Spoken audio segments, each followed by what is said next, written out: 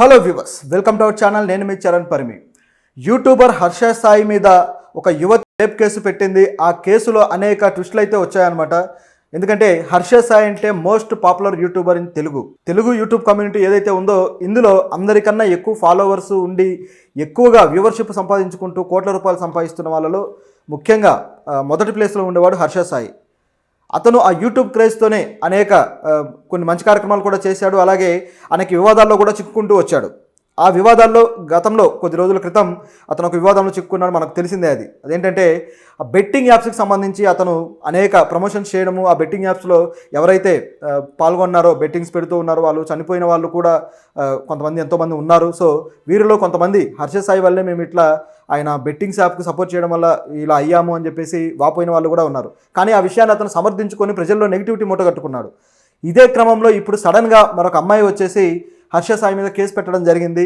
ఆ కేసు కూడా తనను అత్యాచారం చేశాడు, తనను లైంగికంగా వేధిస్తున్నాడు అని చెప్పేసి ఒక బలమైన ఆరోపణలతో ఆవిడ కేసు పెట్టారు.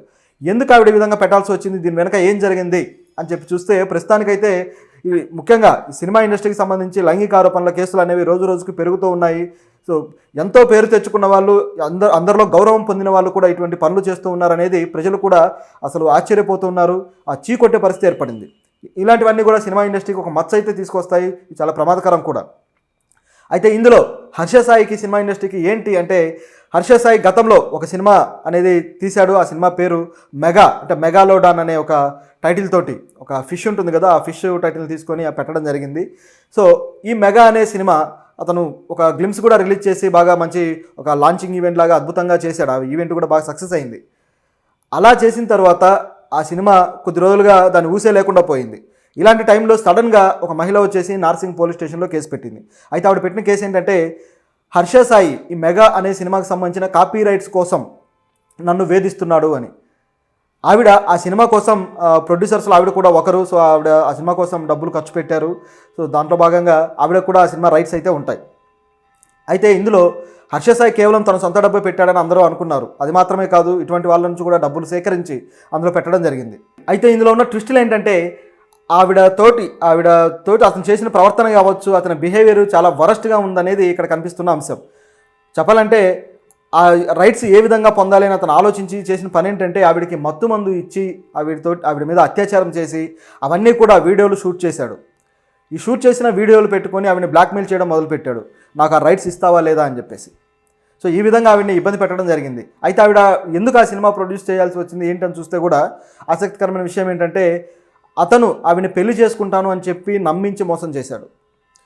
సో ఈ విధంగా నమ్మించి ఆవిడ నుంచి దాదాపు 2 కోట్ల రూపాయలు అతను తీసుకోవడం జరిగింది. సో ఇది ఇందులో జరిగిన విషయం. అయితే ఆ తర్వాత కూడా పలుమార్లు ఆ వీడియోలు నేను బయటకు తీసుకొస్తానని బెదిరిస్తూ ఆవిడ మీద అనేకసార్లు అత్యాచారాలు అయితే చేశాడు. ఆ తర్వాత ఇక అది మరీ ముదిరిపోయింది, ఇక లాభం లేదని చెప్పేసి ఆవిడ ఇట్లా పోలీసులను ఆశ్రయించడం జరిగింది. ఆవిడ పెట్టిన సెక్షన్లు కూడా చూస్తే చాలా బలమైన సెక్షన్లు పెట్టారు. 376 ఏదైతే జానీ మాస్టర్ మీద ఆయన అసిస్టెంట్ పెట్టారో అదే సెక్షన్లో ఈవిడ కేసు పెట్టడం జరిగింది. దాంతోపాటు మరికొన్ని సెక్షన్లు కూడా ఉన్నాయి. అవేంటనేది ఒకసారి చూద్దాం. 376N 354 అనే సెక్షన్ల కింద కేసులు నమోదు చేశారు. సో ఇప్పుడు నార్సింగ్ పోలీసులు హర్ష సాయిని గాలిస్తున్నారు. అతనైతే ఇప్పుడు ప్రస్తుతానికి అబ్స్కాండ్ అయి ఉన్నాడనమాట. అతని ఆచూకీ ఎక్కడా తెలియట్లేదు. సో అతన్ని గాలిస్తూ ఉన్నారు. అతనితో పాటు ఆయన తండ్రిని కూడా గాలిస్తున్నారు. సో ఆయన కూడా ఎక్కడ ఉన్నాడు ఏంటనే ఆధారాలు అయితే కనిపించట్లేదు. నిన్నటి నుంచి ఆయన తండ్రి కూడా కనిపించకుండా వెళ్ళిపోయాడు అనమాట. ఆయన మీద కూడా ఈ కేసు నమోదు చేయడం జరిగింది. ఎందుకంటే సినిమాకి సంబంధించి ఏవైతే రైట్స్ ఉన్నాయో రైట్స్కి సంబంధించి ఆయన మీద కూడా ఆ కేసు అయితే బుక్ చేశారు. మొత్తానికి వీళ్ళిద్దరూ తండ్రి కొడుకులు అబ్స్కాండ్ అయిపోయారు. సో ఎక్కడికి వెళ్ళారనేది పోలీసులు బృందాలను పెట్టి విశాఖలోను అలాగే హైదరాబాద్లోను అలాగే కొన్ని ప్రాంతాల్లో గాలిస్తూ ఉన్నారు. సో బహుశా త్వరలోనే పట్టుకుంటారు. ఆయన తండ్రి పేరు రాధాకృష్ణ. సో ఆయన కూడా ఈ కేసులో పరారీలో ఉన్నాడు. కాబట్టి వీళ్ళిద్దరూ మరి ఎప్పుడు దొరుకుతారనేది చూడాలి. అయితే ఇందులో ఆ అమ్మాయి ఎవరైతే కంప్లైంట్ ఇచ్చారో ఆవిడ ఇప్పుడు కొద్దిగా ఆందోళన పడుతూ ఉన్నారు. ఆవిడ ఆందోళన ఏ విధంగా ఉందంటే, హర్ష సాయి ఫాలోవర్స్ లక్షల మందిలో ఉన్న ఫాలోవర్స్ ఉన్నారు కదా. సో వీళ్ళల్లో ఇక ఎలా అయితే సినిమా హీరోలకు ఫాలోయింగ్ ఉంటుందో ఒక మ్యాడ్ ఫాలోయింగ్ కూడా హర్ష సాయికి ఉంది. సో దాంతో ఆవిడ భయపడుతూ ఉన్నారు.